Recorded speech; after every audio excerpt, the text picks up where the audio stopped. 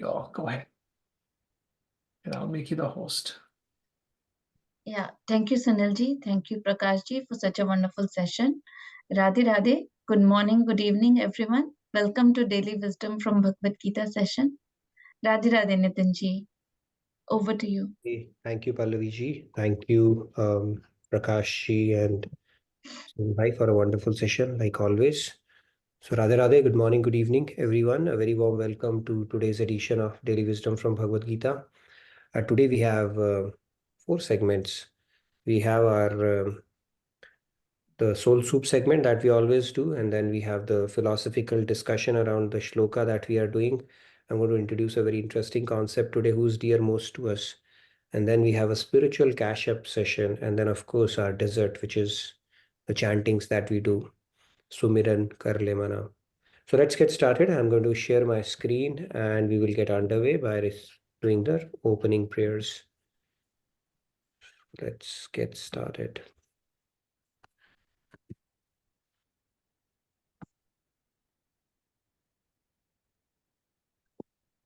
All right, so let's start with our opening prayers. Gurur Brahma, Gurur Vishnu, Guru Devo Maheshwaraha, Guru Sakshat Parabrahma, Tasmai Shri Guruve Namaha. Vasudeva Sutam Devam Kamsachanuramardanam Devaki Paramanandam Krishnam Vande Jagat Gurum. Krishnam Vande Jagat Gurum. All right. So Radhe Radhe, good morning, good evening once again to all of you. Let's get started with our soul soup segment like we always do. So we're talking about problems. How do we look at problems in perspective? So as part of this, we said, can we avoid problems? Absolutely not. Then we went on to discuss that we need to preempt and expect problems in life, okay, because they're going to happen regardless. Then we need to prepare for problems, face the problem, put the problem in its proper perspective, embrace the value of hardships is what we done. And today we are going to talk about keep an attitude of learning, right? Problems come, but it's important to continue learning around that.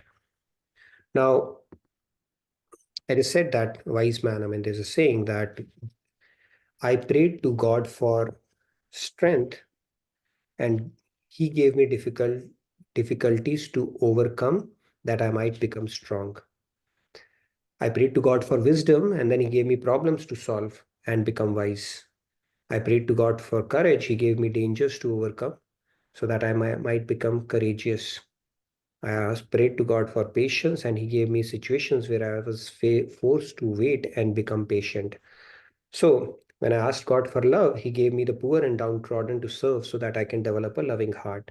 Now the point here is I received nothing that I wanted. I received everything that I needed. So God knows what to give us and the package in which to deliver it as well. Okay, both he controls because he's our eternal well-wisher and he knows what is needed for our growth and he will ensure that we continue to get what we need for our inner growth or spiritual growth.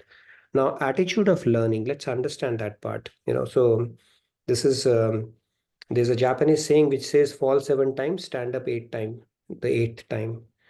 And now this is in the lighter side. There was a drunkard. He was walking down the street with blisters on both of his ears, and somebody asked him, sorry to see these blisters. What happened? He said, my wife, she left her electric hot iron on, and when the phone rang, I just lifted it up. So they said, what happened to the other ears? He said the phone rang again.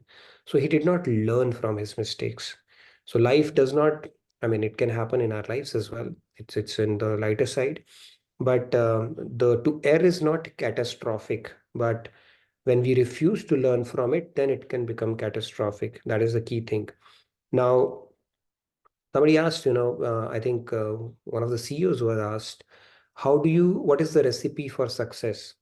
He said, we do right things. We do the right things. And then the question was asked, how do you learn to do the right things? He said, by doing wrong things. So the IBM CEO, he had, Watson, Thomas J. Watson, he had famously said the formula for success. He said, if you want to increase your success rate, double your failure rate. So there's either success or learning, which we call failure. If you truly look at it, is actually a learning, if you really look at it in perspective. So, so the more you try, the more you will fail. And the more you will fail, the more you will learn. The more you learn, the more you will succeed. This is how it works. Okay, so every opportunity can actually be looked at it in perspective, because there is definitely some depth you can acquire out of it as well, right? If you think about, these people like Mozart, he was one of the biggest musical geniuses, and he was once told by Emperor that his operas were far too noisy and contained too many notes. And the Kansas City paper, it had an article and a newspaper, they fired Walt Disney, okay, the famous Disneyland. He said, editor said that you lacked imagination and had no good ideas whatsoever. Mirabai, the great poet saint for that matter, she was a widow and so harassed by her relatives that she had to leave her palace in Chittorgarh and live in Vrindavan. And so there are tons of examples, right, where you are written off by people and society around, but that does not mean, because they were remarkable personalities and they converted the adversities in their life into opportunities for internal advancement. Okay, so this is how we need to look at it. Learning is the key. And if we have that attitude, then no difficulty is big enough for us to surmount. And then we can come out bigger and better out of it as well, as long as we have a learning attitude. So if failure is not bad, it is basically another way of learning something new, as well as getting up, falling 7 times is fine, but you need to have resilience to get up an 8th time. That is how we look at it. And then that problem could actually become a catalyst to your inner growth, spiritual growth, material growth, pretty much all around. So having an attitude of learning, we'll continue to build on this. Now let's move on. This is the shloka we are doing. And today we will talk about, we have been talking about Karam Yoga and Karam Sannyas. Now, does renunciation alone mere enough for us to do that, right? That's what we will briefly touch upon. And then I'm going to touch upon who is dear most to us. It's a philosophical discussion we will have. And I'm looking forward to that conversation as well. I'm going to recite it. We'll pick up maybe 3 hands today, because we have a lot of content, including the cash up, spiritual cash up segment that is coming up. So let me recite it. We'll pick up a few hands and then get this going. Yat sankhye prapyate sthanam tadyogairapi gamyate ekam sankhyam cha yogam cha yah pashyati sa pashyati. Today is going to be the concluding session on this particular shloka, and then we move on to 5.6 in our next session after the quiz course. Let's take 3 hands. I would give Pallavi ji the privilege to pick up those 3 hands or faces as you wish. Yeah, thank you, Nitinji. Radhe Radhe, Aparna ji, please go ahead, and I have unmuted you. Radhe Radhe, everyone. Yeah. Yat sankhya prapyate sthanam tadyogairapi gamyate ekam sankhyam cha yogam cha yah pashyati sa pashyati. Thank All you. right, 2 more faces then. Yes, we'll give preference to the people having videos on. Radhe Radhe, Sandhya ji, please go ahead. Radhe Radhe. Radhe. Yat sankhya prapyate sthanam tadyogairapi gamyate ekam sankhyam cha yogam cha yah pashyati sa pashyati. Very nice. Thank you, Sandhya. Yes, Shamji. Yeah, Radhe Radhe, Shyam ji, please go ahead. Yeah, Radhe Radhe. यत् सांख्ये प्राप्यते स्थानं तद् योगेरपि गम्यते एकं सांख्यं च योगं च यः पश्यति स पश्यति. Radhe Very Radhe. nice. Thank you. All right, we'll make an exception. Take Sumesh, real quick, please go ahead. 2 more hands we can take. Radhe Radhe, Sumesh ji, please go ahead. Radhe Radhe Nitin ji, Radhe Radhe everyone. Yat Sankhyehi Prapyate Sthanam Tadyogairapi Gamyate Ekam Sankhyam Cha Yogam Cha Ya Pasyati Sa Pasyati. Very Radhe nice. Thank you, Radhe. Sumesh ji. Radhe Radhe. Pragi ji, real quick, please go ahead. Please go ahead, Pragi ji. Radhe Radhe. Yeah, thank you. Radhe Radhe. Radhe Radhe. Yat Yat Sankhye Prapyate Sthanam Tad Yogerapi Gamyate Ekam Sankhyam Cha Yogam Cha Yah Pashyati Sa Pashyati. Very Radhe nice. Thank you. Radhe. Radhe Radhe. So in this shloka, Lord Krishna is saying the supreme state that is attained by means of karam sannyas is also attained by working in devotion, which is karam yoga. Hence, those who see karam sannyas and karam yoga to be identical truly see things as they are. Both are same, is what we have been discussing. Now let's move on and talk about what we have for today. All right. So we spoke about this. There are works that we do through our body and senses, or including both. They don't count. That is zero karma. What you do through your mind is the only karma that gets counted. That is the real karma.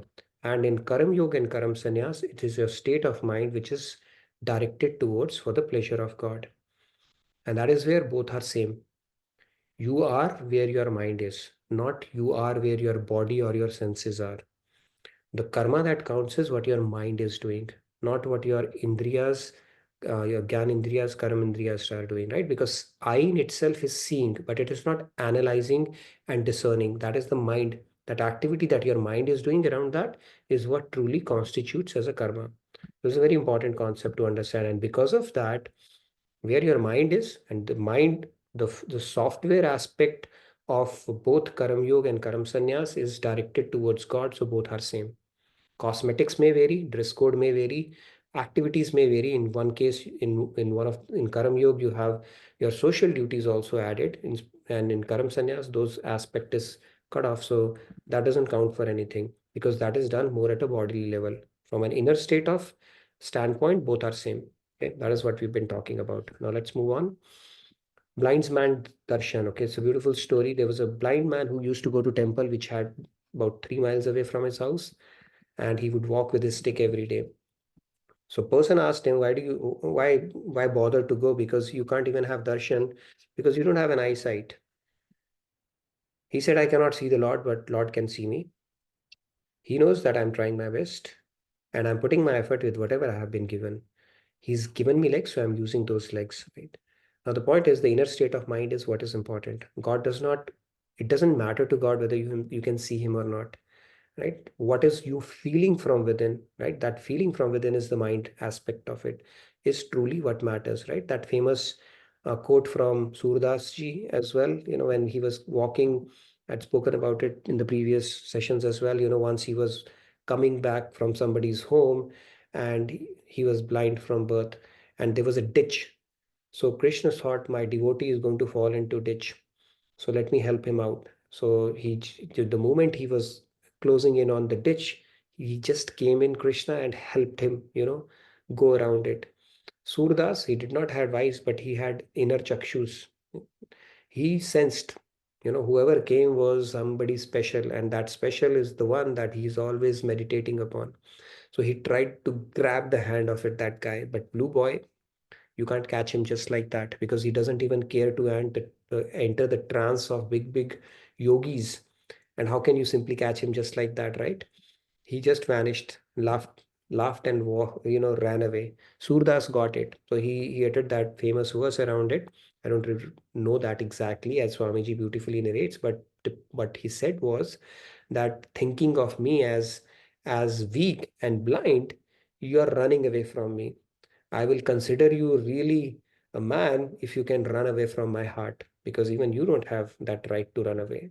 And Krishna, that's a famous verse. So it's your inner state of mind that matters. Whether you're able to see or not does not matter at all. Okay. And then, in fact, once Lord Krishna, he actually appeared in front of him, manifested in front of him, and he brought Radharani as well. Okay, when Radharani came, he tried to grab her anklets. He had warned her already, but both of them gave him darshan, and then they asked, "We are extremely pleased with your devotion. Please ask what you want to ask." And Surdas famously said, "Now that I have had your darshan, please take my eyes away. I don't want to see anything else." Right? So that was the level of his devotion. So how was he feeling God? Through his eyes? No.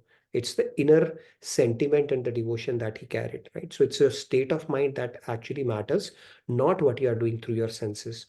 If you're sitting in front of deity and thinking about the worldly affairs, that is what will get counted as a karma, not that you were actually thinking about God. And of course, because we are not, it will not have the cleansing effect or the shuddhi current, so to say, like they call it, right? Antakaran shuddhi, or the cleansing of our ethereal heart.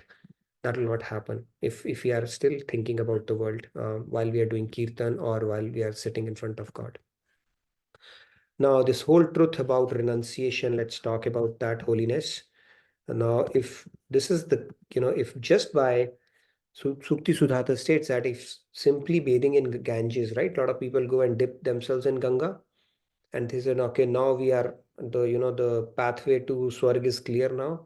We have absolved ourselves of all the sins across lifetime. Does not work that way. Okay, you can take that dip, but until you have bathed your intellect and mind in Ganges, nothing would happen. Okay, so if that was the case, then the fish which is residing in Ganges should get liberated, the first one, right? Liberated, or because they can't do bhakti of God, at least they'll get liberated, because none of their sins would remain, because they have spent their entire lifetime in Ganges. Will that work? It doesn't work that way. Similarly, the other kind of renunciations that we look at, right? Some Baba is, Hawa Hari, Pani Hari, Duda Hari, Patta Hari, all that stuff, that doesn't work as well. Okay, so devotion is the key, because if that was the case, the goats, they subsist only on leaves and trees. And there, some of the rishis, they eat fruit and berries. The goat should be the most renounced in that case. It doesn't work that way. It's the devotion which is the secret sauce that needs to accompany that renunciation. That will become a yukt vairagya. Otherwise, this is more about what do you call that, at your sensory level alone, right? Because your mind aspect, unless it is mixed or immersed in devotion for God, then the something is still missing on the path of spirituality. It will not work. So this is the key thing. We get impressed with, this Baba is Duda Hari, this and that is all fine. But if whichever spiritual practice you are doing, if it is not coupled with devotion, then it is a mechanical drill only. So you can keep on adding zeros. The one before the zeros, which really lends credence to all the zeros, right? If you put 6 zeros, they don't count for anything. But if you put 1 before all the zeros, it becomes million. And what is that one? One is the devotion, or that sentiment that you build towards God, and that is the key ingredient around it. Now let's so it's not mere renunciation that leads to God. You need to build a devotional heart and a spirit of faith and surrender towards God. That is the key thing. Okay, so any activity that takes you closer to that, embrace it. Any activity that is not helping you develop that, reject it without fear. Maharaj has explained it very, very nicely in his lectures. Now, there's another story. Buddha had a lot of disciple monks, and one of them was called Sariputra. I don't know, Sariputra or Sariputra, but he had rejected all his aparadharma and would come and just sit and meditate. Okay. And Buddha said, I need you to go out and preach. So he said, Guruji, that is all fine, but I get so much bliss in meditation. I will not go out and preach. So Buddha said, this is exactly why I want you to go out and preach. First, you were attached to home. Now you have gotten attached to your meditation. Enlightenment is beyond both of these. So that is why we talk about seva. Maharaj Ji used to do the same. And what I've heard is, if a lot of people will simply sit and roam around like this, they will say, okay, take them and make them do some seva. Okay, because Maharaj Ji's philosophy is the highest one. Even sadhana becomes self-seeking beyond a point, when you are just resorting to your own bliss alone. But these are very deeper concepts. Think about Swamiji. He will get the ultimate bliss if he has perfected Rup Dhyan. If he simply sits in isolation and does his samadhi or sadhana, there's no better bliss he can relish for himself. But for his guru, he's mixing with all of us, answering all the questions and doing seva. So that is also, he's giving up that self-seeking, the bliss that he would normally get from meditation and doing the sadhana. So sadhana also becomes self-seeking beyond a point. See, it's such a deep concept it is. So if we simply do sadhana, we will build sanskars of kubja, self-seeking, sakam bhakti. And if we do seva, we will build sanskars of gopis. Okay, so tat sukh sukhitvam. That is why seva is very important. Beyond a point, it's important to nurture your devotion to begin with. It's not that you start. But beyond a point, even sadhana, you have to, stop that bliss and start doing some work for the Guru Seva. That is a very deeper concept. Okay, so that is how it goes. Now let's talk a little bit about a philosophical discussion. How much we do have a little bit of, okay, we do have time. Who is dear most to us? Who is dear most to us? I don't know what is this ripple doing. This is our bubble basically, okay. And this is us. Not quite. So the world, is it dear to us? Yeah. Now we hear news about the world. This is happening in Gaza Strip.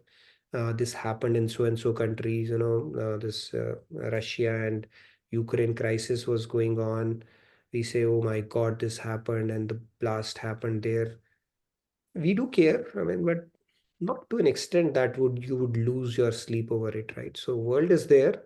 We do have a bit of a bother and a concern. Maybe we'll talk about it in our drawing room discussions or over the dinner or something like that, but we don't truly care about it, right? You're not going to lose your sleep or something like that. Yeah, there are people who keep watching BBC.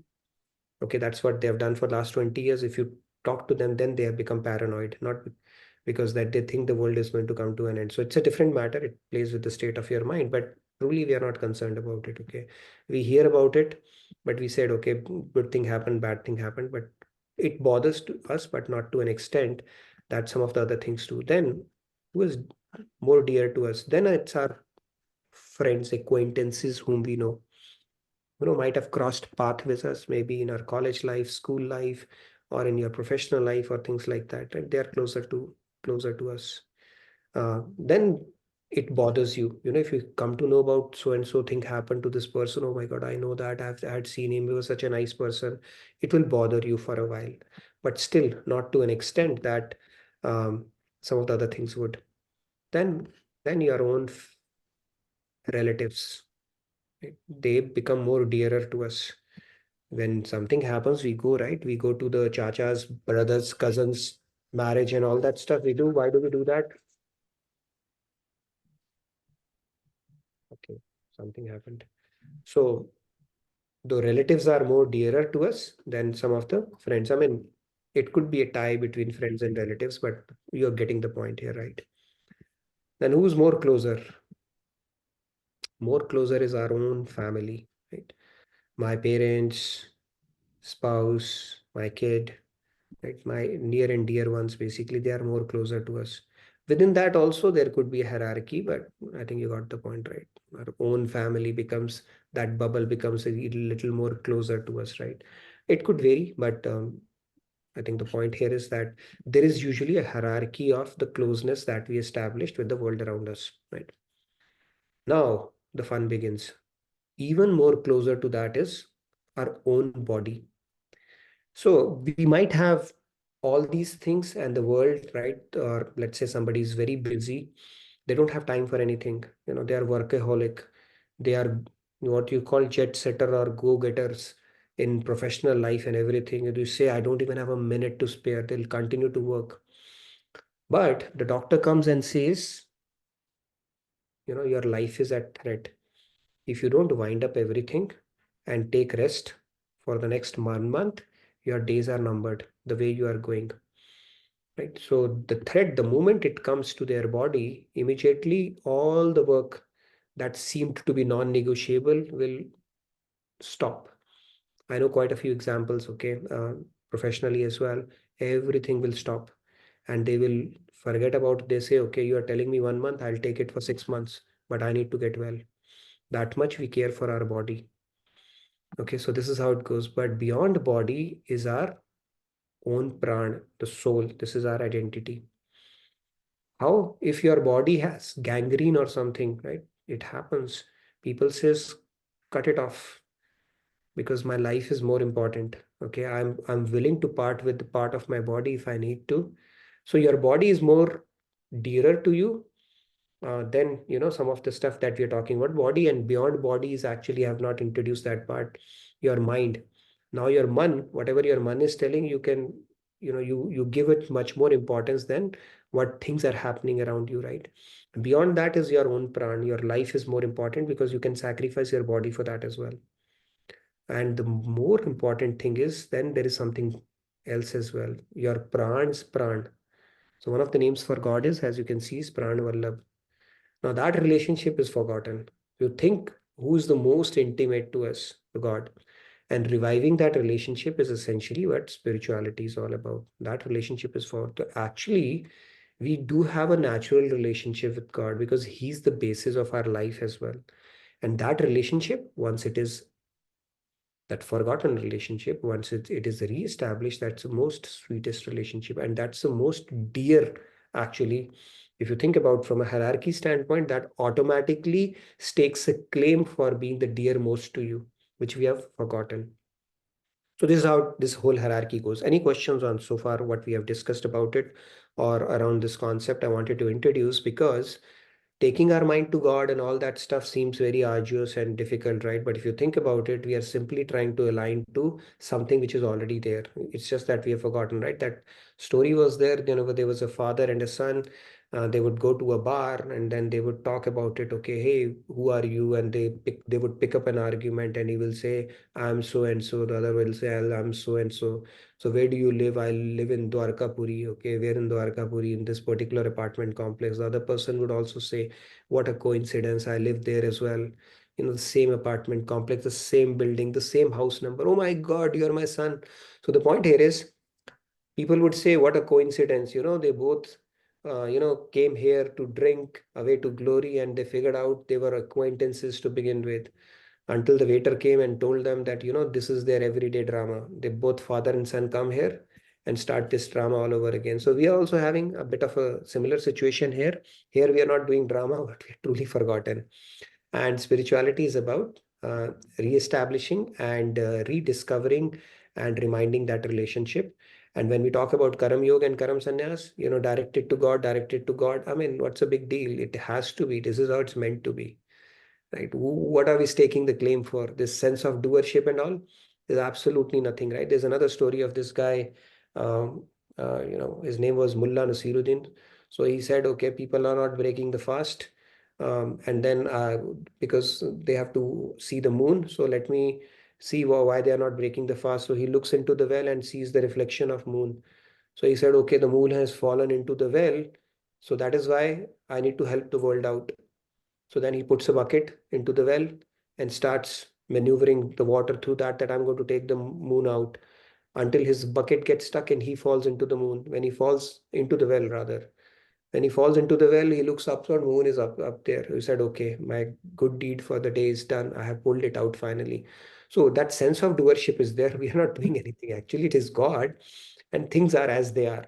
We simply have to remember and give up that sense of doership and attribute everything to God, because He's the very basis of our life. We don't have any existence if God is not there, right?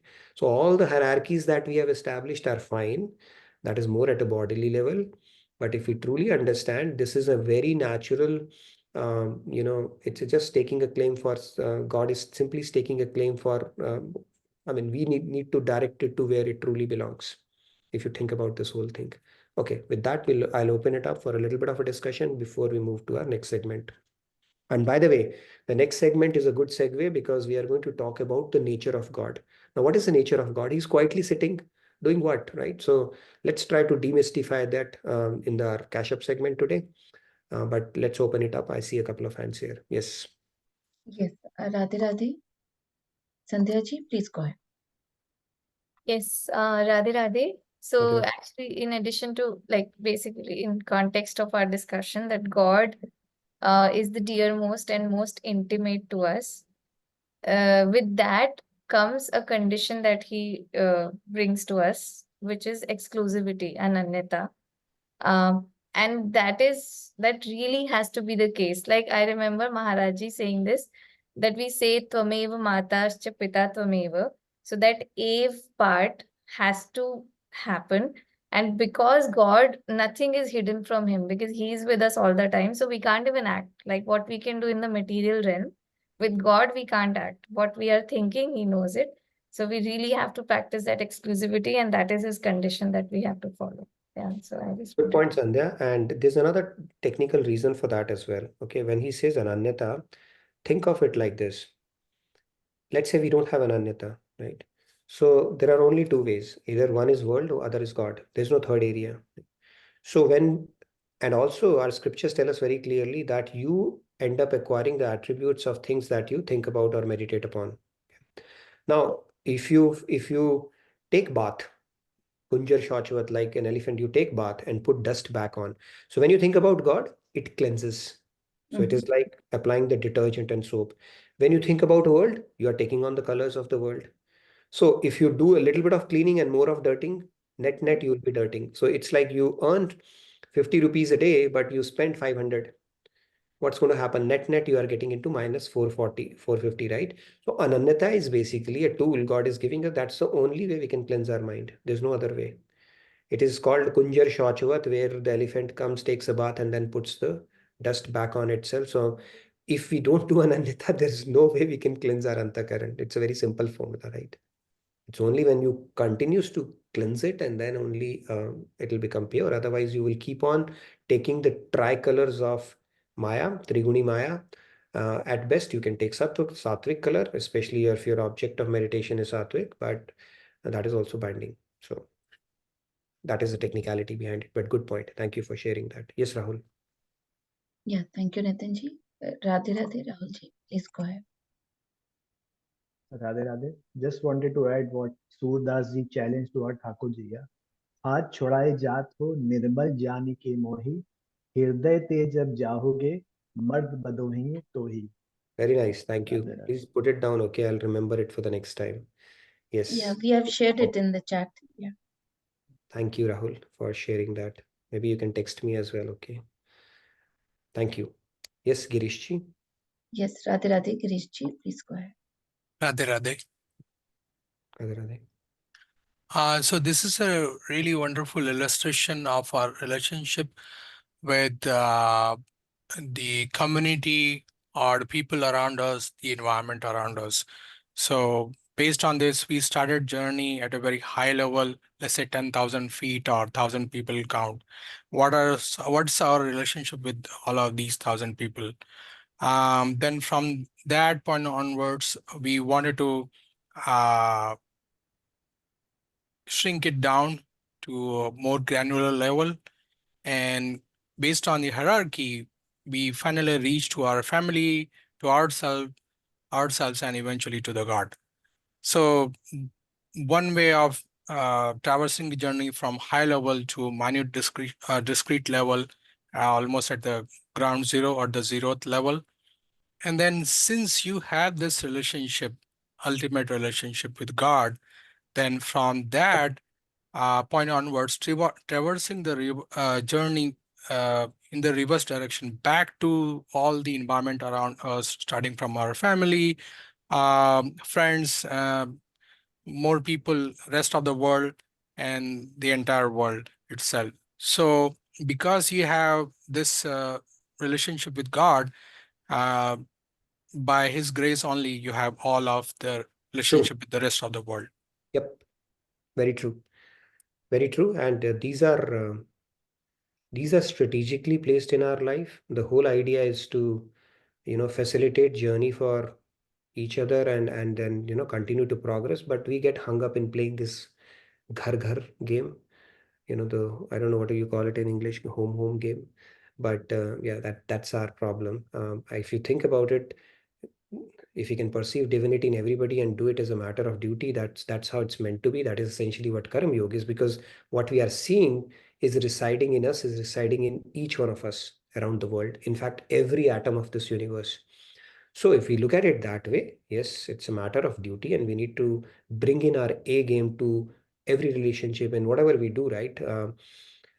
But that is a Paramhans state, right? But yes, the idea is to look at these relationships in perspective and not get too attached and hung up in that alone. That is the whole idea. But yeah, thank you, Girishi, for your insights on this. Yes, Mr. Yeah. Minu Min- Kapoorji. Yeah, Radhe Radhe. Can you hear me? Vinodji, Yes, we can yes, hear you. we can hear you. Radhe Radhe. Wonderful topic today, Nitinji, but I do want to go back to yesterday's, if I may take a few minutes. Yesterday, I got an answer. You answered a question that I had for over 50 plus years during my college days in Bharat. So it was a very auspicious day for me. And you were, as your usual self, you were interacting with all the devotees. And I kept on saying, Yaar, answer to do mere ko. And you finally did. And that's one word that I will reveal at the end. But I want to appeal to all the people that are here online getting this wonderful wisdom. I want to change, I think we should change this name from daily wisdom to daily divine wisdom, because all we are getting is knowledge that is unbelievable, very precious. So, Nitinji, one thing I have to say is that I'm amazed by you are a Chupa Rustam, actually. I'm amazed at the knowledge that you have of Bhagavad Gita, of course, but all the other Shastras also. So I want to thank the person who asked that question. And I don't know who that person was, but bless them. And the answer that you gave to that question was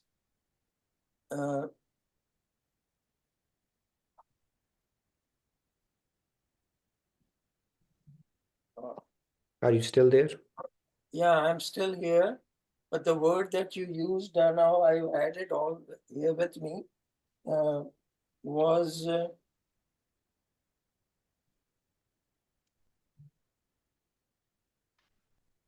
what was the question?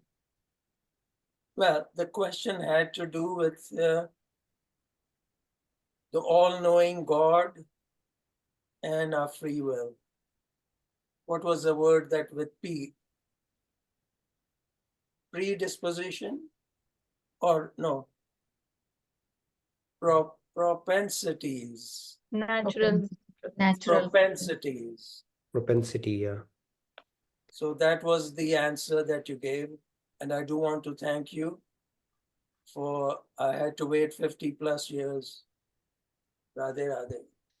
Thank you, Vinodji, for your kind and generous words. But yeah, again, the credit should go to where it truly belongs, right? There's a shloka, right? Mukam karoti vachalam pangum langhayate girim yat kripa tamaham vande paramanand madhavam. So a lame person can climb a mountain and a dumb person can become very eloquent, right? When God and Guru gives that. So this 1 hour, of course, it's all God and Guru's grace, and it's all Swamiji's knowledge. I just, what do you call that? I will not be able to pronounce it, regurgitate or repeat that. So nothing of that sort, but yeah, it's a privilege for me to be coming and be able to present it. That way I really feel fortunate.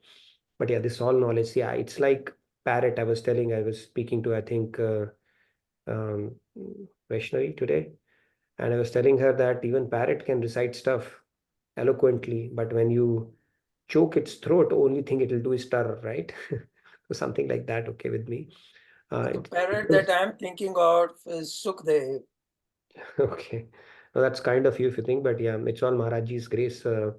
They give us this stuff, so it just works out somehow. So it's all belongs to them, and I'm a mere facilitator in that sense. But I feel enriched because of all of you. You come here, and the way you enrich these sessions and come up with stuff. So I'm the biggest beneficiary out of it. But thank you nevertheless for your kind words. It certainly encourages all of us to put in our best in whatever we are doing. But yes, this knowledge is the backbone of this thing, and this is Maharajji, right? I can't imagine we having access to these esoteric and lofty concepts in such a simplified manner, but because of Maharajji, right? He has just made it so easy for us, and Swamiji has further distilled it down to and made it so palatable that we just have to go open it up and just put our minds to it, and everything will become clear.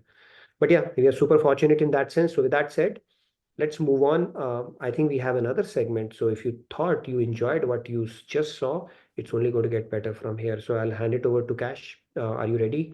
Before you go there, I want to appeal to all the people online.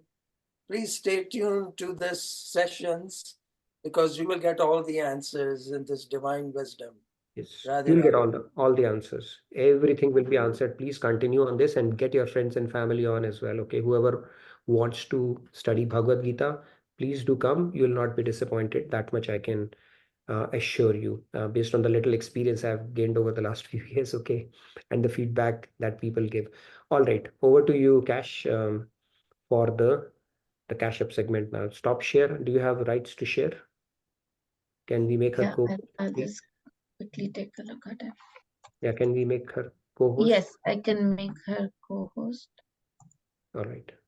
Yeah. Can you please check if you have access now? Kashji, can you check, please?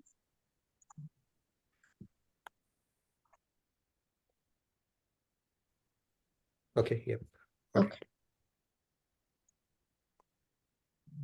So see, in this session, there is an addition of flute. So you can imagine from Bhagavad Gita to flute and more punk is also introduced. So all yours. Please go ahead. Okay. Radhe Radhe, everyone. And what a segue, right? We just talked about Maharaji and his beautiful teachings. So thank you once again for this privilege of bringing you some of his thoughts and teachings. So let's look at this sentence. Nobody goes to that restaurant because it's always so crowded. No one goes there, but yet it's too crowded. Let's look at another sentence. Don't go near the water until you've learned how to swim. So don't go near the water, but learn how to swim, but don't go near the water. So think about these sentences for a second. They seem like two diametrically opposing notions, right? Which brings us to today's topic, the paradoxical Parameshwar. In other words, we're going to look at the nature of God, and I just gave you a very big hint as to what we're going to find in there. All right, so let's dive in. We'll look at some Vedic contradictions, right? We'll start there. So Maharaji says that the Vedas state, one who does not know the Vedas cannot know God. Okay, so you got to get to know the Vedas, then you'll know God. Got it? But they say a person who thinks that God can be understood does not understand him. Okay, and then they say, and one who thinks that God cannot be understood has proper understanding. So what we're saying is, even though you may want to know the Vedas, if you think he can be understood, think again. If you don't think he can be understood, then you're getting somewhere. At the same time, they say, if God is not understood in this human life, it will be a terrible loss. So one slide in and we're neck deep in contradictions already. So why is God so mystifying, right? Number one, beyond the senses are the sense objects. Beyond the sense objects is the mind. Beyond the mind is the intellect. Beyond that is the soul. Beyond the soul is Maya. And beyond that is Brahma or God, the entity we're trying to get to know. So it's totally beyond the reach of all of these different layers. And when I think about this, I think of these Russian nesting dolls. Have you guys seen them? They're the Matryoshka nesting dolls. They split in the middle and each one nests inside the other one. So if you think about it, if we're this littlest doll inside, right? We're covered with so many obscuring layers. How can we penetrate all of those to reach, this mystifying God that lies beyond all of those layers? So that's one reason the Vedas say he can be incomprehensible. Secondly, he is a supreme illuminator. The senses, mind, and intellect are all illumined by him. And the illumined cannot possibly illumine their illuminator. So if you switch on a desk lamp and it, sheds light on a book, the book cannot shed light on the lamp in return. So that's what it's kind of trying to get to. And thirdly, it is through the inspiration from God that our senses, mind, and intellect perform their respective functions. So he's actually the powerhouse behind all of these things. So then how can we try to reverse that process either? So those are some of the reasons why God may seem imperceptible. Now let's look at why God's nature is paradoxical, right? On the one hand, we say he's the creator of this universe, but then he's also a non-doer. He doesn't do anything, and he's beyond cause and effect. We're the ones under the effect of karma. He's omnipresent, so that means he has to be smaller than the smallest particle to permeate everything. But then, on the other hand, everything remains established within him and enters into him during dissolution. There's more reasons why he's paradoxical. He has no sense organs, but he perceives everything. He knows everything there is to know. He is unborn, but we see him but he takes innumerable births in terms of dissensions. So because of all these contradictory qualities, we think God is imperceptible, he's unapproachable, he's incomprehensible, right? The Vedas do give us a little bit of hope. They say the Supreme Being has these following three aspects. He's a Bhokta Brahm, which is the enjoyer, all the individual souls. He's the Bhogya Brahm, he's the enjoyable, Maya. And then he's a Prerak Brahm, the inspirer or God. And here's the hope. They say if you get to know these three aspects, then you can be freed from Maya, which is that last layer standing between us and God. And then we'll get to know him. So why don't we attempt getting to know these three entities just a little bit? So going first to Bhokta Brahm, the enjoyer. Now this is a concept from the Kathopanishad. It's the Rath Kalpana. Rath means chariot and Kalpana is imagination. So it's a metaphor for the enjoyer, the entity called the enjoyer. So the concept says the chariot is like the body, our body. The master of the chariot is like our soul, seated within the body. The charioteer is the intellect, and that's the discerning element of the mind, which should tell you which direction to proceed in. The reins are the mind, and then the horses are the senses. And so it describes this entity comprised of all of these different elements, right? And that is what they refer to as the enjoyer. So now, ideally, the soul should instruct the charioteer. In this case, it's the intellect on which direction to go in. And then this whole contraption can proceed there. But in the metaphor, the soul has fallen asleep and the horses or the senses have taken over and they're running wild. By the way, Swamiji does describe this chariot model in his Get Closer to God Day 16 video. So check it out on your app. The second one is the Bhogya Brahm, or the enjoyable. And we just now talked about this. The entity is eternal and it's referred to Maya, and it's tricolored, right? Sattva is the mode of goodness, symbolized as white. Rajas is the mode of passion, symbolized as red. And then the mode of ignorance is symbolized as black. So all these three elements make up, or gunas make up Maya. And we're under this way of these three gunas. But the key thing to remember is that its purpose is not to keep us entangled in this illusion, but it is to teach us the futility of this illusion of living separate from Krishna. So that was our second aspect. And this is our third aspect, which is the Prerak Brahm, or the inspirer, which is nothing other than Bhagwan, the supreme controller. And he's described as he's without beginning, but he's the beginning of everyone. We enjoy our senses, but he is ultimately the controller of all senses. And he is the supreme controller of Maya. So we just took a look at the enjoyer, the enjoyable, and the inspirer. And if you're thinking we're done with opposing notions, remember how the Vedas said, if you get to know these three aspects, then we can be freed from Maya. Well, they now tell us all these three Brahma entities are beyond the comprehension of the intellect. So in other words, as we navigate through these contradictions, we find we are back at square one. So here's the $1 million question. If God is beyond our understanding, how can we expect to know him? Right? And Maharaji ends this chapter here and leaves us with this cliffhanger of a question. But let's try to extrapolate it further and see if we can go where he's trying to take us by walking into this scenario. So we know that without knowing him, we cannot have faith. Without faith, we cannot attain him.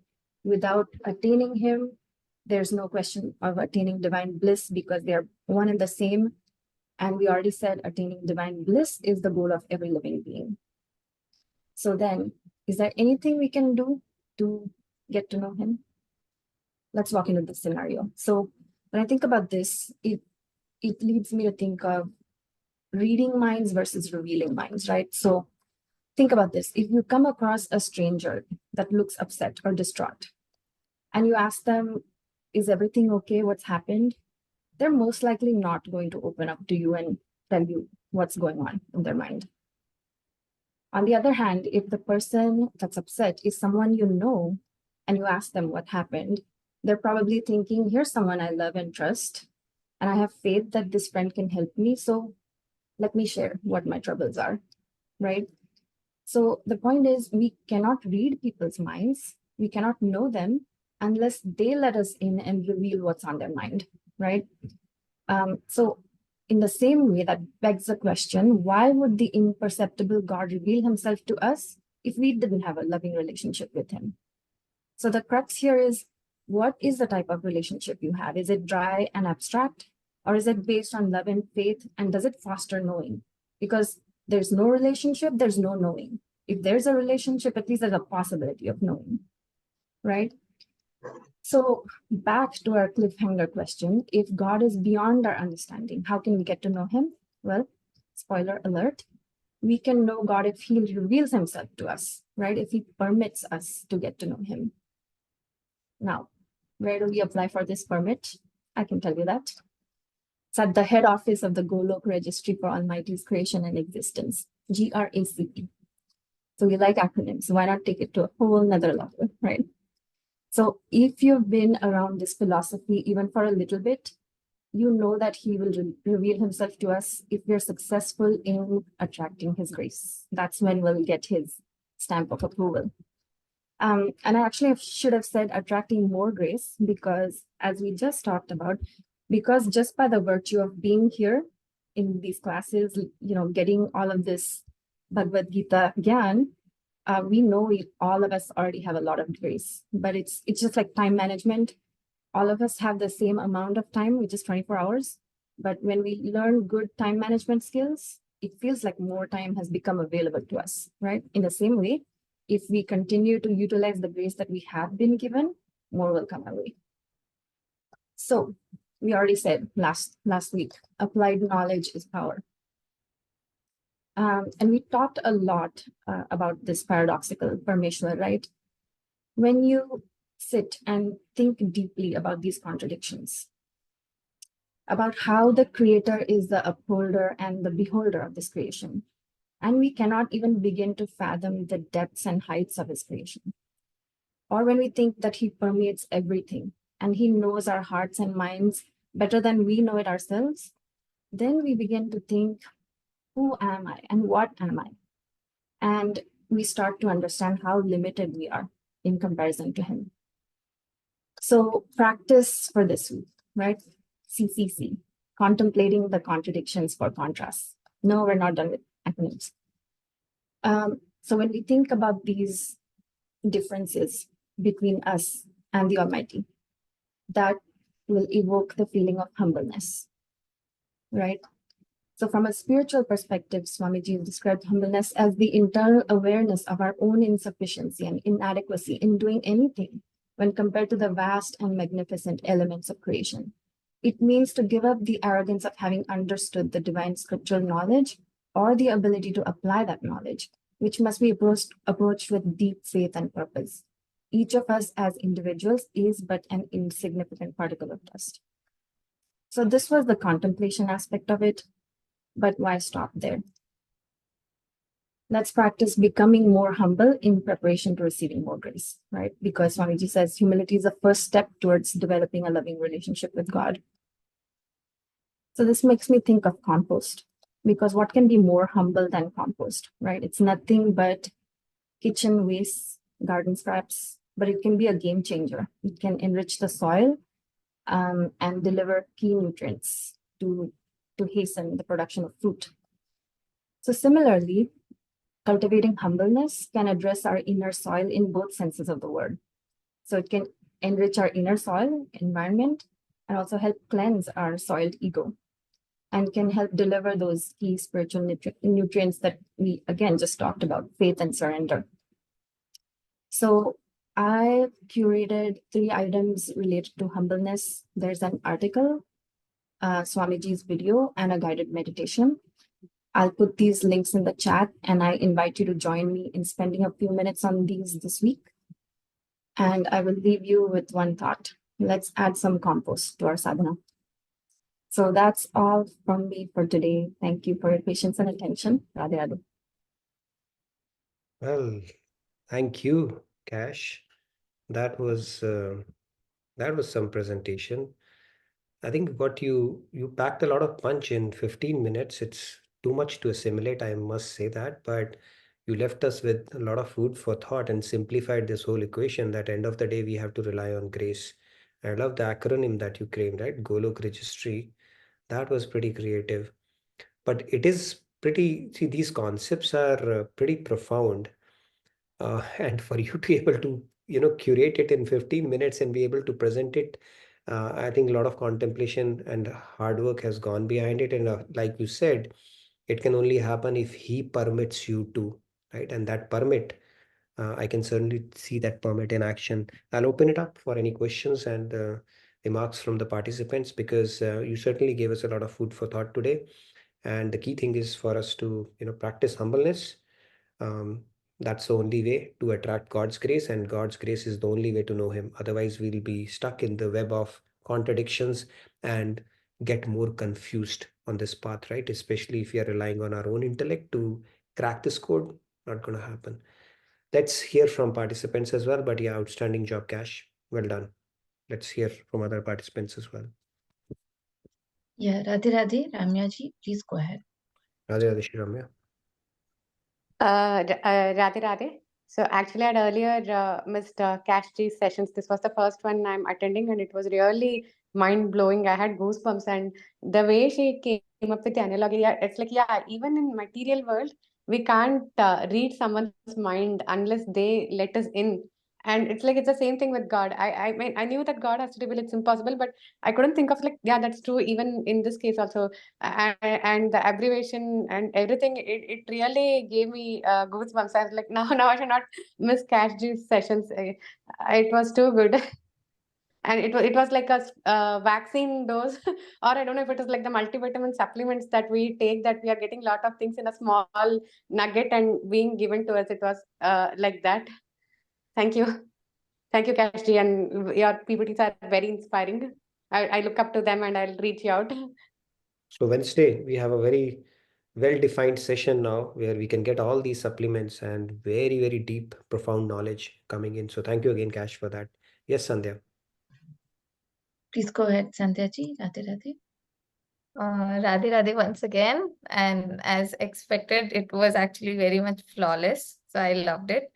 And to add to it, actually, one thing, it was a lot to assimilate in a short span of time. So I really want to ruminate over it like for a week. So much to learn. And I really love this aspect as well, that it was very much evident that it was not just a surface level reading. It was in depth understanding as well as contemplation about it. So there were many things which were coming from your internal insights, which was profound and very, very inspiring. So thank you. Yeah, a lot of personal anecdotes, and I think a lot of rumination has happened over this concept, coming up with compost and those acronyms and even the opening statements that you had. So I think it was very well thought through presentation and very concisely presented, because the content was a lot. For 15 minutes to be able to walk through that and stitch it all together towards the end, it definitely is commendable. Yes, Kirishji. Radhe Radhe, Grishji, please go ahead. Radhe Radhe. Yeah, I agree with the comments. That was really wonderful presentation. It was like a power pack presentation, if you will. A lot of great things packaged together, such a small packet. Uh, I've seen these kinds of gems actually being presented in a professional level or outside world in a very small segment. So people like to take a small portion of it, chew on it for a very long time and cash upon it, and then present it the other nugget later on, and again keep on chewing it and making a whole lot of things out of it. But so much thankful to present the entire summary in a small packet. So that was wonderful. Thank you very much. Thank you, Girishi. Where are you joining us from? Yes, please go ahead. Yeah, Washington, D.C. area. Okay, pleasure to have you on this session. So, yeah, I think we just have so much of information and knowledge actually that Maharaj Ji has given. So, we'll try to break it down, but this was really power-packed capsule, I must say that. And we'll certainly figure out ways to ruminate on it periodically. But I think a lot of food for thought. So, all credit to the presenter for that. So thank you again for that. Please fill out the feedback tracker as well. I would like to Yes, I'm collect going to share the feedback on the tracker. session or anything that you want to share about it, especially the segment that we have introduced now. It's going to be a placeholder every week. And we are going to cover this, which will augment our understanding on Bhagavad Gita, plus some of the deep concepts that Maharaj Ji has spoken about. Right. So it's a wonderful addition. I personally feel very enriched, through these sessions. So please do share your feedback around it as well. Sure. Great. Thank you very much. You too as well. Thank you, Rishi. Yes, Rahul Ji, and then Prakash Ji is there as well. Yes, Rahul, go ahead. Yes, Rahul ji, Radhe go ahead. Radhe. Excellent presentation and in-depth coverage of the content. I just wanted to say Radhe Radhe Govind Radhe कृष्णमयी acronym cash जी से present करवा दे. Radhe Radhe. Rahul Ji has a knack for coming up his one-liners around it. So thank you, Rahul, for that. All right. Yes, Prakash Ji, please go ahead. Prakash ji, Radhe Radhe, please go ahead. Radhe Radhe. So just beyond words, Kashji, and I think I don't know what to say. So like nature of God, we cannot really comprehend. Like that, your presentation also we are not able to comprehend. So I think it is one thing I really find this is very fresh. Okay, I mean this concept of grace and surrender, we know, we heard about it from different people, different sessions, but the way you presented is very fresh, authentic, and then it hits into our mind. Okay, and that's the knack that you have. I think it's very unique, and I never saw this kind of presentation in my life. I can say that. That's a huge compliment. So yeah, and I think we are really very, I mean, lucky, and thank you, Nitinji, for giving us Kashji. So I think very much. I cannot say any more than that, but thank you. Looking forward for more sessions upcoming. Kashji, yeah. That's a huge compliment, Cash. So well done. I think the X factor was the rumination that you had done over this topic and brought in the personal insight around it, right? Yeah. Just repeating the content does not lend that level of impact, but when you have thought through that yourself and when you present it, that adds that X factor in the presentation, and that came out it was very palpable throughout. So fantastic work, I must say that. Yes. Sandhya? Go ahead, Sandhya ji. Radhe Radhe. Yeah, Yes. Okay. Okay, sorry. So I had a request come suggestion. Can we have Kashji put the slides on the community portal so that we can ruminate over it effectively over the week, as well as the links that you suggested that we can watch. If you can share them on community portal, we can access them over a longer span of time. So I think that will just facilitate this. So yeah. Yeah, and I think it's one of its own kind, trying to put together the teachings of Maharajji in this manner. So this would be a body of knowledge that will be very, very useful for a lot of people. And definitely for people who are attending these sessions, you get the first-hand experience of, taking on that presentation when it is being presented live. So great. Yes, Swati ji. Let's hear from Swati ji, and then maybe one more hand, and then we move to our devotional segment as well. Yeah, Radhe Radhe Radhe. Radhe. Please go ahead. It was wonderful presentation, and two takeaways for me. What I really liked everything, but it was really little heavy. But I need to understand it properly again and again, contemplate on it. One thing that we should need to have a relation. We should develop the relation with the God. And the second, the permit. We can go, but we need permission of the God, and that is the grace. So it's like what I put my analogy like visa. When we apply for visa, then it is for Golok, and it is only grace that God approves it or not. It's in His hand. But there are chances we develop relation first, and then we can do devotion, and then one day we can get that visa also. Thank you, Radhe Radhe. Thank you, Radhe Radhe. And I think Prakash, you are thanking me. You should thank Monica ji. Okay, she has a knack for getting real, people with so much of devotion and knack for doing outstanding things. So you can thank her for that. Okay. Okay. Again, credit where it truly belongs. I cannot take that. Yes, Vinod ji, Yes, wanted to say Vinod something? ji, Radhe Radhe. Please go ahead. I like the wonderful acronym GRACE, and I just have one more word for this. Fantastic, fantastic.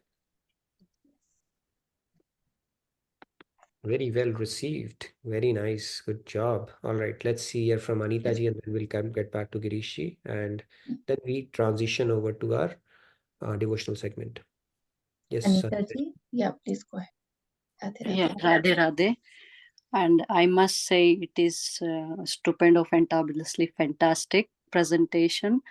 Like awesome. All the words are shortage. I don't know what word to say. Like it's a super sweet hot espresso coffee. Thank you so very much.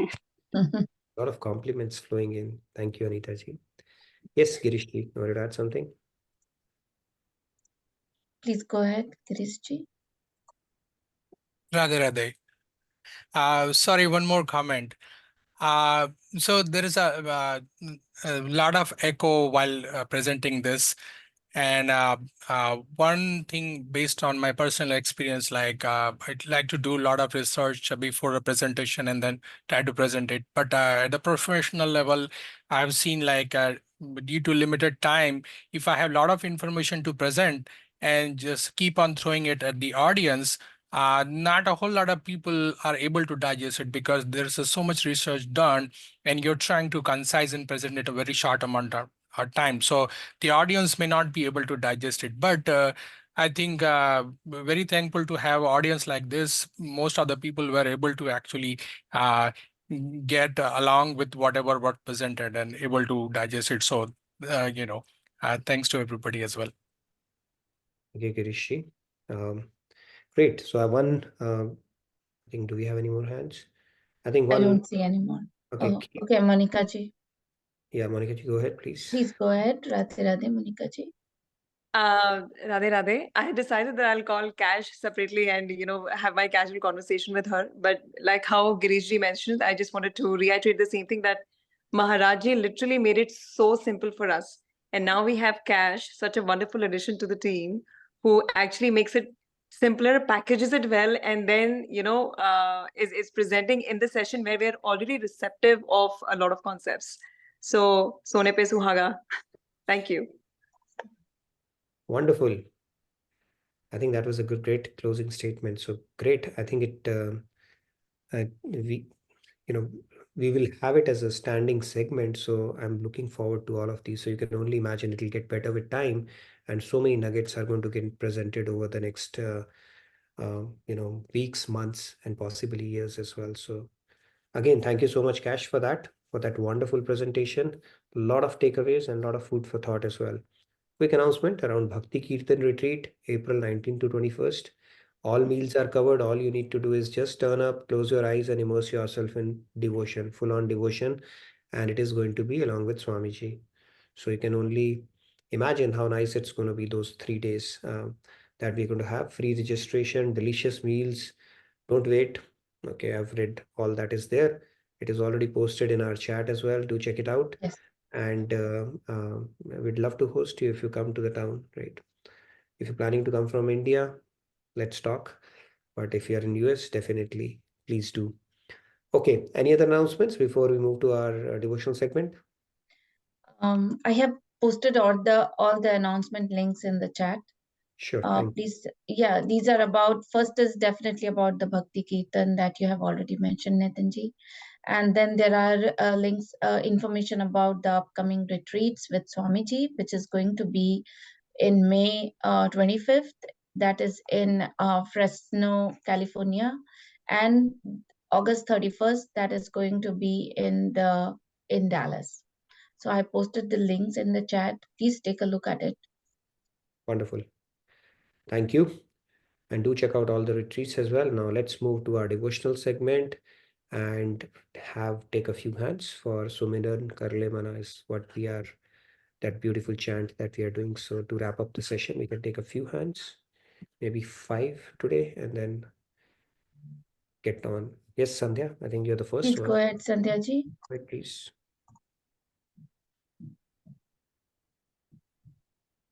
Yeah. सुमिरन कर ले मना, छिन छिन राधा रमना। सुमिरन कर ले मना, छिन छिन राधा रमना। प्रेम में ना नेम मना, आंसू ले सजना। नव विधि हरि भजना, सुमिरन प्रमुख मना। सुमिरन सुमिरन सुमिरन कर ले मना, छिन छिन Radha Ramna. Yeah. Beautiful rendition, Sandhya ji. Shyam ji, Radhe Radhe, please go ahead. Yeah, very nice, Sandhya. I was speaking on mute. Okay, very well. Very thank you for teeing off the bhajans for the evening. Yes, Shyamji, please go ahead. Radhe Radhe. Yeah. सुमिरन कर ले मना, छिन छिन राधा रमना। सुमिरन कर ले मना, छिन छिन राधा रमना। प्रेम में ना नेम मना, आंसू दे के ले सजना। नव विधि हरि भजना, सुमिरन प्रमुख मना। सुमिरन सुमिरन सुमिरन कर ले मना, छिन छिन राधा रमना। राधे राधे राधे राधे राधे राधे राधे राधे राधे राधे राधे राधे।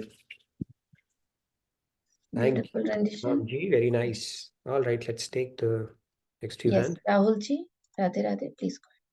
राधे राधे। सुमिरन कर ले मना, छिन छिन राधा रमना। प्रेम में ना नेम मना, आसुदे के ले सजना। नव विधि हरि भजना, सुमिरन प्रमुख मना। सुमिरन कर ले मना, छिन छिन Radha Ramna. Radhe Radhe. Very nice. Thank you, Rahul. Who's next? Swati ji, Radhe Radhe, please go ahead. Yeah, Radhe Radhe. सुमिरन कर ले मना, छिन छिन राधा रमना। प्रेम में ना नेम मना, आसुदे के ले सजना। नव विधि हरि भजना, सुमिरन प्रमुख मना। सुमिरन कर ले मना, छिन छिन Radha Ramna. Thank you, Radhe Radhe. Thank you, very much, Swati ji. Radhe Radhe. Okay, let's take quickly the remaining hands as well. Yes, Vinod ji, Radhe Radhe, please go ahead. Radhe Radhe. Oh, Meenu ji, Radhe Radhe. सुमिरन कर ले मना, छिन छिन राधा रमना। प्रेम में ना name मना, आंसू दे के ले सजना। नव विधि हरि भजना, सुमिरन प्रमुख मना। सुमिरन कर ले मना, छिन छिन Radha Ramna. Thank you. Thank you, Meenu ji. Meenu Beautiful. ji, very nice, beautiful. Okay, we have 3 more hands. We can take those. Anita ji, Radhe Radhe, please go ahead. Yeah, Radhe Radhe. सुमिरन कर ले मना, छिन छिन राधा रमणा। प्रेम में न name मना, आसुदे के ले सजना। नव विधि हरि भजना, सुमिरन प्रमुख मना। सुमिरन कर ले मना, छिन छिन Radha Ramana. Beautiful. Thank you, Radhe Radhe. Radhe, thank you. All right, we have 2 more hands. Yes, Riya ji, Radhe Radhe. Let me make it 3 more hands then. Go ahead, please, Riya ji. Radhe Radhe. Radhe Radhe. सुमिरन कर ले मना, छिन छिन राधा रमना। सुमिरन कर ले मना, छिन छिन राधा रमना। प्रेम में ना नेम मना, आस दे के ले सजना। नव विधि हरि भजना, सुमिरन प्रमुख मना। सुमिरन सुमिरन सुमिरन कर ले मना छिन छिन Radha Ramna. Radhe Radhe. Thank you, Riya ji. Very nice. Thank you. Shri Ramya ji, Radhe Radhe, please go ahead. Radhe Radhe. सुमिरन कर ले मना छिन छिन राधा रमणा प्रेम में ना नेम मना आस देख ले सजना नवविधि हरि भजना सुमिरन प्रमुख मना सुमिरन कर ले मना छिन छिन Radha Ramana. Thank you. Thank you, Shriramya. Very nice. I can go last. So basically, in this one, in love, there are no strict rules. Swami Maharaj Ji is bringing out the distinction between the Vaidhi Bhakti and Raganuga Bhakti. So Raganuga Bhakti is purely love-based. Rules take a back seat. And just shed tears for him and purchase the beloved. So tears are the most atomic thing you can have. Right? It's a nuclear missile anybody can have, especially if you have the power of tears. And that Maharaj Ji has spoken about it so many times, and this is the best asset one can have on this path of devotion, because if you have it, you are blessed. Make the most of it. I've seen devotees who have put mirchi in their eyes just so that they can get the tears out, because Maharaj used to say that. But yeah, and then out of the Navada Bhakti, the meditation, the Smaran aspect is the most important. Like he's saying, practice meditation is the main devotion. So when you bring your mind to God, that is where you reap the maximum benefit out of it. And it's the most fastest way to approach it as well. I'll go that quickly and then we'll wrap it up. Sumiran kar le mana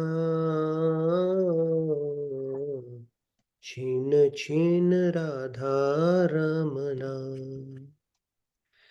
प्रेम में ना name मना आंसू देखे ले सजना नव विधि हरि भजना सुमिरन प्रमुख मना हरे राम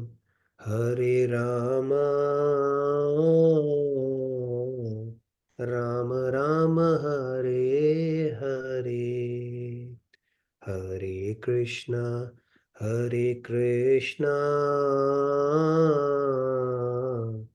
कृष्ण कृष्ण हरे हरे सुमिरन कर ले मना छिन छिन Radha Ramna. All right, so with that we come to the end of another session. So thank you everybody for your enthusiastic participation, especially to folks who are able to turn their video on. Always helps. And thank you again to each one of you. Have a blessed rest of your evening, great rest of your day. Please fill out the feedback tracker if not already. Tomorrow is our quiz day. I hope you can all turn in full force tomorrow. We'll make it exciting, interesting like we always do. Our quiz masters are ready. And thank you again, Cash, for the wonderful presentation. And, one of the... And thanks to you, Nitinji, for such another awesome session. And thanks for thanking Pallaviji. Okay, so Radhe Radhe, good night, good day, everyone. I'll see you Stay tomorrow. blessed, everyone. Radhe Radhe. Radhe Radhe.